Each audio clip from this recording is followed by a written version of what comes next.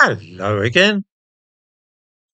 One of the things which I have noticed time and again with liberals and left wing folk is that they literally cannot believe that any rational person could disagree with them on the burning issues of the day. If they're not worried about immigration or regard it as a good and desirable thing, then that is a sensible view and one which must be shared by all right thinking individuals. Anybody holding an opposing opinion on the subject must be either deluded, stupid, or wicked. The same thing applies to any of the topics about which they feel passionately. Brexit, for instance. The fact that most of those who voted felt differently from them simply meant that those people must have been weak-minded, fanatical little Englanders, or dupes of unscrupulous right-wing politicians. How else to explain so many voters in the referendum who adhered to the opposite view which they themselves held? The latest instance of this curious mindset may be seen when the subject of the unconditional recognition of the state of Palestine is considered.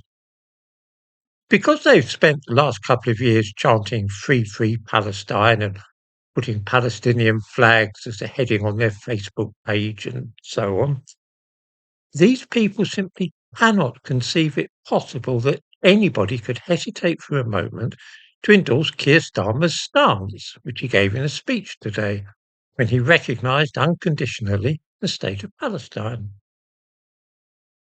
Who could possibly disagree with such a move, so obviously just and wise as it is?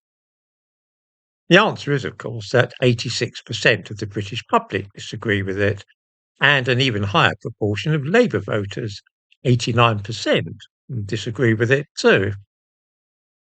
The unconditional recognition of Palestine is supported by just 13% of British adults, fewer than a sixth.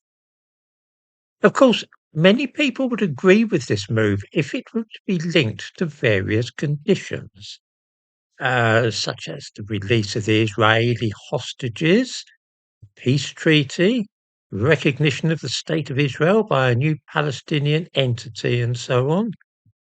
But 87% of the public do not support what Keir Starmer announced this afternoon. This was a result of a survey conducted by the polling company JL Partners, who work with the government and a lot of large companies, other organisations, including newspapers and magazines, to find out what people think about various things. 2,118 adults were interviewed between August the 19th and August the 31st this year. In the description to this video, I give a couple of links about this survey. I think it's fair to say that few left-wing people will be aware of this survey, or, on becoming aware of it, will treat it as anything other than a strange aberration or a sinister right-wing plot. How could any sane person not want to see the unconditional recognition of Palestine? Clearly, those conducting this opinion poll must somehow have rigged the result. I mean, how ridiculous that 9 out of 10 Labour voters are opposed to such a thing. The same thing happens, of course, whenever the real world threatens to break into the self-contained and isolated cosmos which these people inhabit. We saw it clearly, as I said earlier, with the referendum on leaving the European Community. This was, in effect, an opinion poll of the entire country, and when the result ran counter to the views of Guardian readers and socialists, it was obviously such a shock that they retreated from reality and spent the next few years trying to frustrate democracy and have the expressed will of the people overturned. There is something sad about living as part of such a delusional system. Sad, but also dangerous for the rest of us, because these characters are so utterly convinced that they are right and that those who disagree with them are enemies of the people, that they feel that any methods are permissible to try and destroy those with views and opinions which vary from their own.